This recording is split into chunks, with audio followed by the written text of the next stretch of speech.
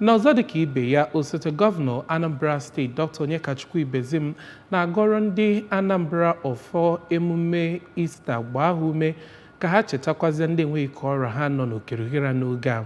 Onye nta aka anyị n'obi gọọmenti bụ Emmanuel Okonkwo kọrọ na osote gọvanọ bụ Dr. Ibezim kwupụtara nke a n'ozi o zigara ndị nke steeti ya kiri ka aka ha n'uju.